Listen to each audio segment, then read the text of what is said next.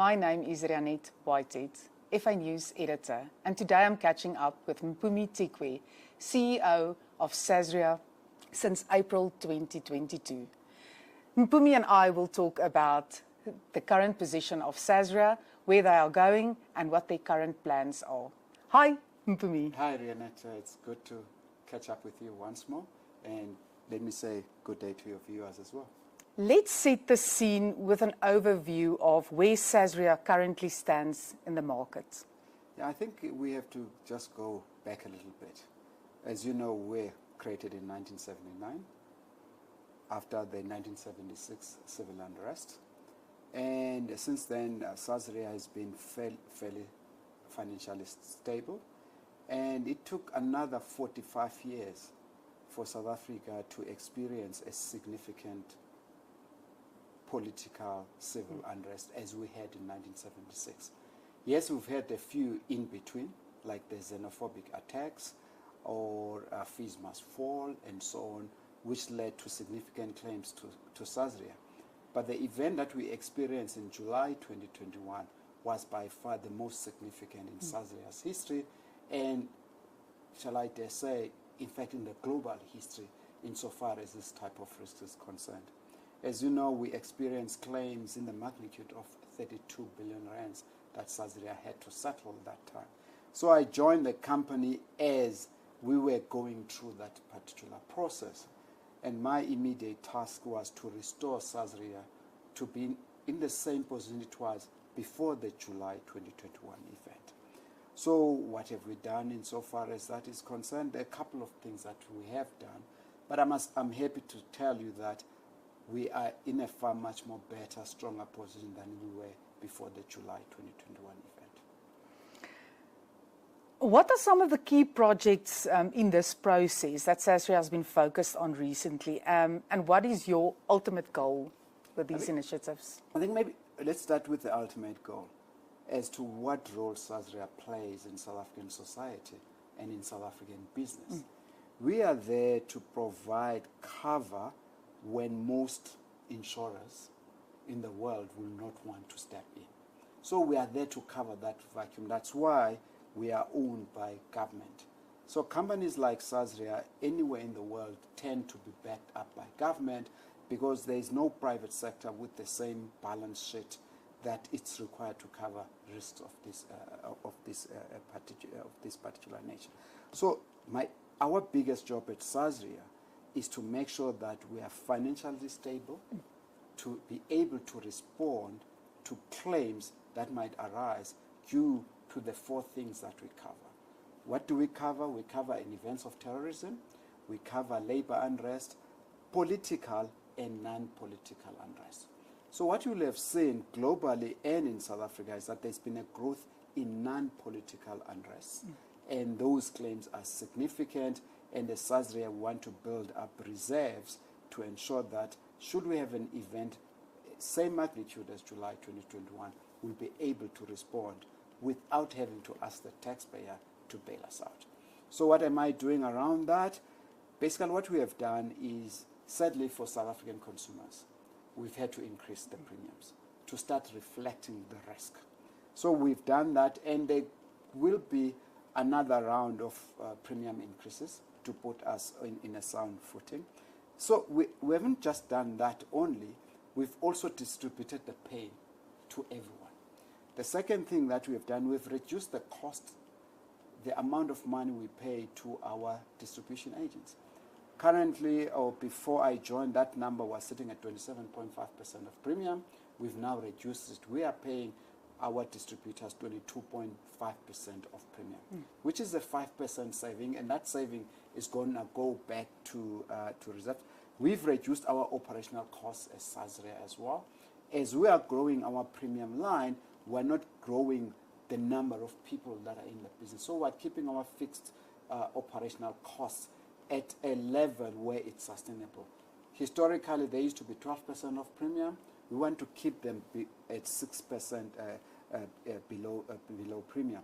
The other initiative that we'll be taking is getting closer to brokers, get them to understand the Sasria product even more. We are going to be contacting with loss adjusters directly. Previously, you know, there was a tendency that when we appoint a loss adjuster in a claim, the agent insurer will nominate who it is. So going forward, we are going to appoint that. These things hopefully will help us reduce claims amount when we have a claim. So we're really putting the company in a, what I call, in a financial sustainable pathway. Those are the hard things that we have to do. There are softer things as well.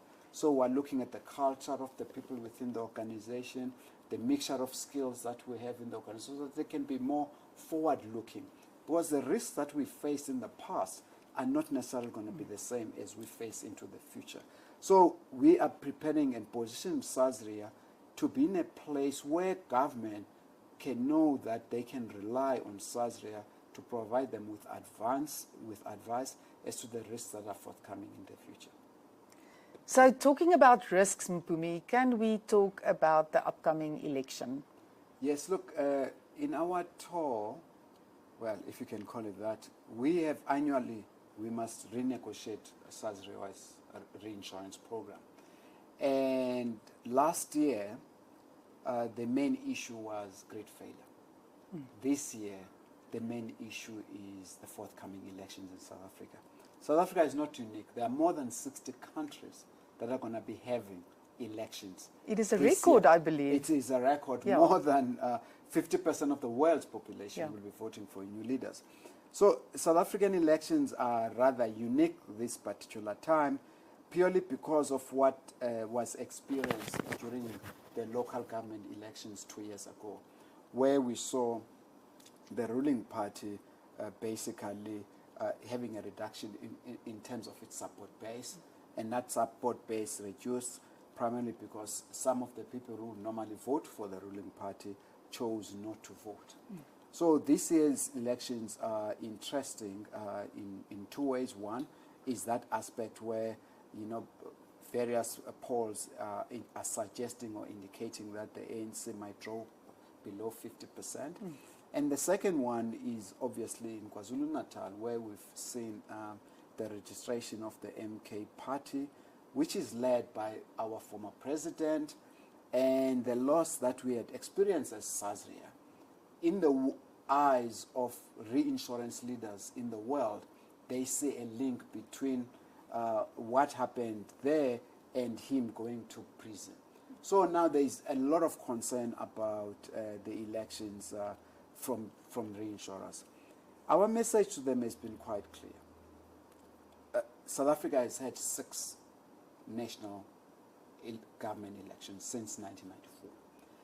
Though in all those years in which Sasria has provided this cover, we've never had a problem. In fact, we've had the best loss ratio during an election year, except 1 year, which was in 2019. And in 2019, what we experienced, we had losses not due to elections.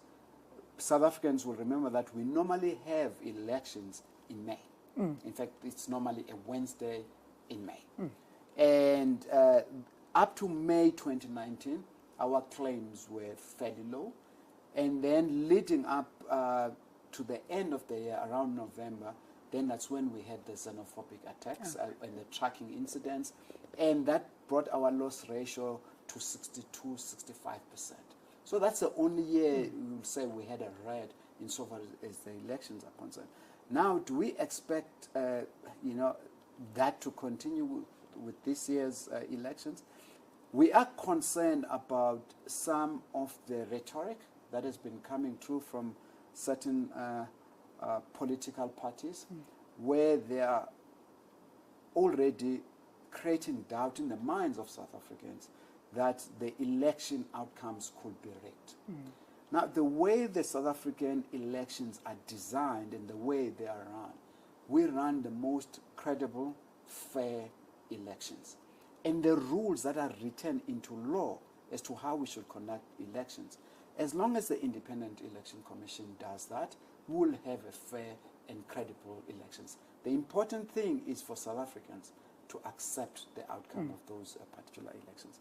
So I think overall, I am not concerned that there will be violence associated with the elections, But that comes with a big but, that I think everyone who is involved in the process must agree up front that they will accept the outcome of the election, irrespective of what they said, because the way we've been running it, the IEC is one of the most credible institutions we have in South Africa, and is highly rated globally. So I've got no reasons to doubt that they will have missteps in regard with this year's elections.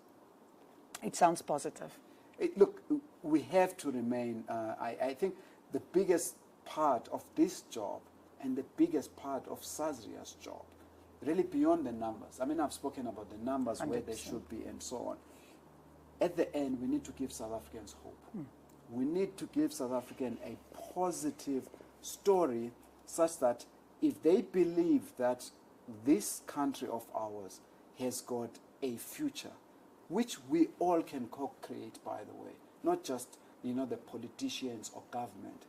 If we all as well can co-create and emulate what the Springboks have been able to do for us in November last year. And don't forget Driekus. Yes, and yeah, I know, Driekus said, I'm trying to think of an Afrikaans term, Iman Khadona. But yeah, look, sometimes you cannot, punch your way out of trouble all the time.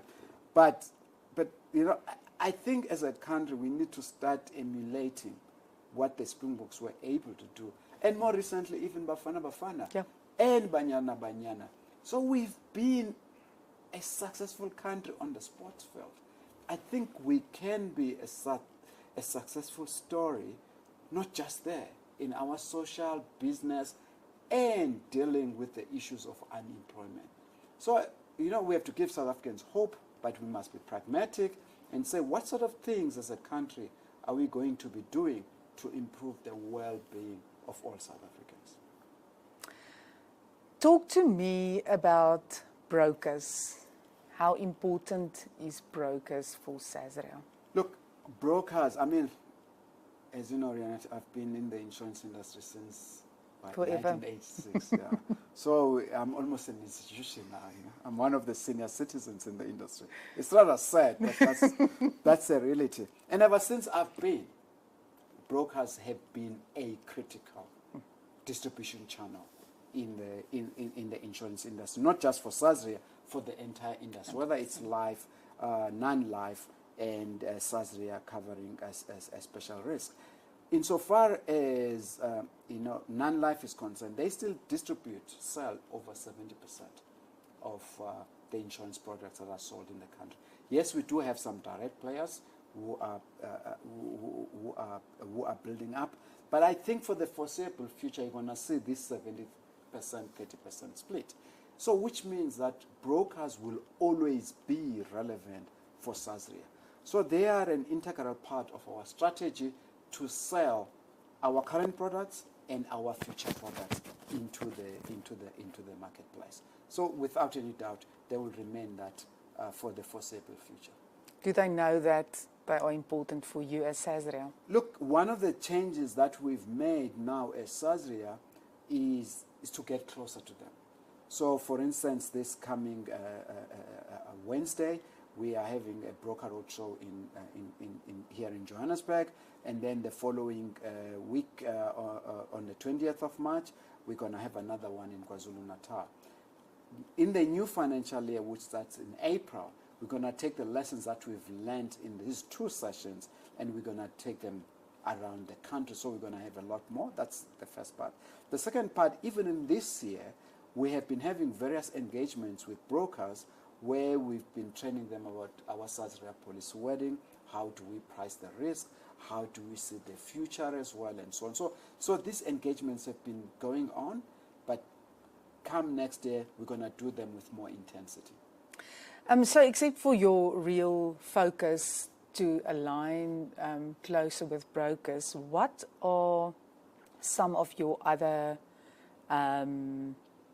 plans that you've put in place for the foreseeable future? Well, I think really the biggest plan, we've spoken about the financial sustainability of Sasria and how we intend to do that. I think the most exciting thing, though, is that Sasria should be there when the private sector withdraws from certain markets. So, for instance, we are seeing a trend now around risk associated with climate change, where the private sector is starting to raise doubts about whether they should continue providing that cover. I mean, we are seeing, for instance, we've seen it with the grid failure. It's excluded mostly. We have seen it. We are seeing it with flooding, in particular in KwaZulu-Natal once more, where people are excluding that. South Africa is a water-scarce country, so drought is going to be a phenomenon going forward. How does South Africa respond to various disasters that face us? So Sasria should definitely be where the intellectual capital resides to deal with this particular risk. Of course, we're going to collaborate with our colleagues in National Treasury in how we manage this risk, and also with the insurance and the global reinsurance market as well. So those are the things that we are putting in place to make sure that Sasria will remain relevant and be there when South Africa needs this sort of covers. You've touched on a very important point, and therefore my next comment slash question. The importance of public-private partnerships. You know, there is no... Look, I heard the president say, President Ramaphosa say it, about a week ago. They've been a phenomenal private-public sector partnerships that we've seen when South Africa was faced with its recent challenges. Firstly, around Eskom and the supply of power. Secondly, logistics. Making sure that we can get our exports outside the ports and so on. And thirdly, around, for instance, how do we manage the high levels of criminality in South Africa, crime. There are a lot more things on that list where I think government and the private sector need to partner. We need to partner in solving youth unemployment, which is sitting at high percentages. We need to partner on making sure that there is sustainable food security in South Africa. So those things are going to be critical in us going forward. And that's why I always say, we need to bring this diversity. Okay, I'm stealing from Siya Kolisi. But he was not saying something that has been said. It's a good one to quote. It's... Let's use South Africa's diversity as a source of our strength in solving these challenges. Some of the technical skills, some of our best brain power sits in the private sector.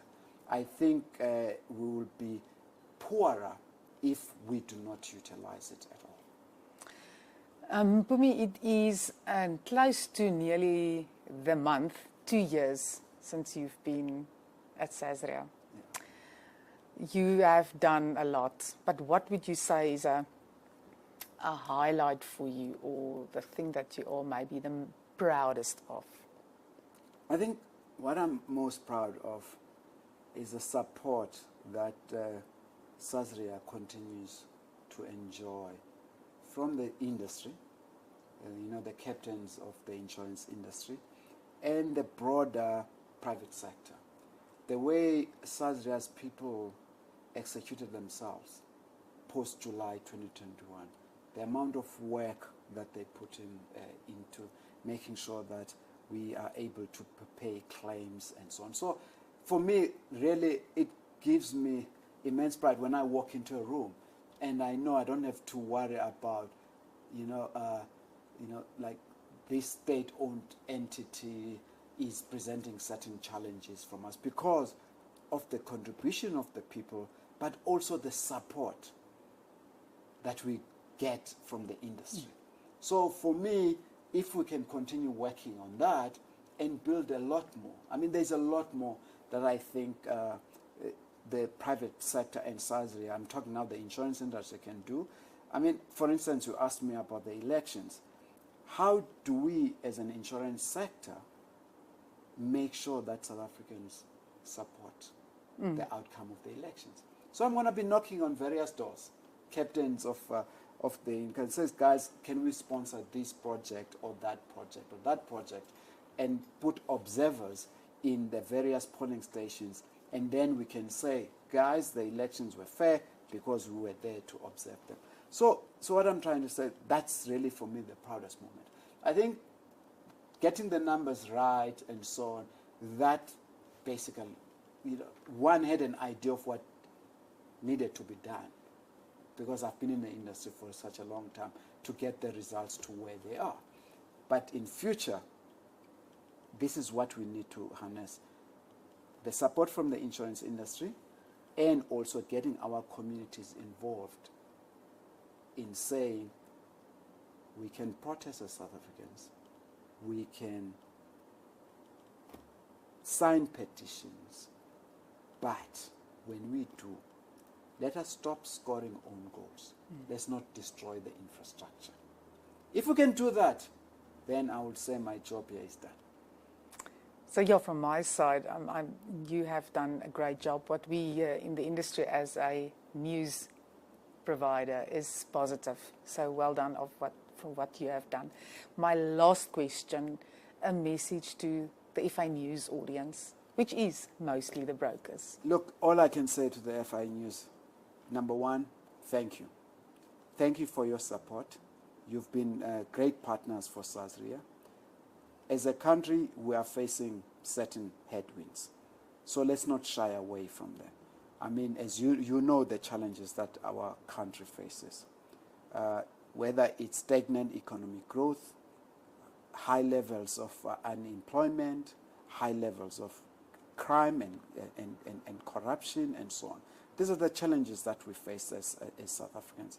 But we need each other to sort of solve these intractable problems. I think together we can build a better South Africa.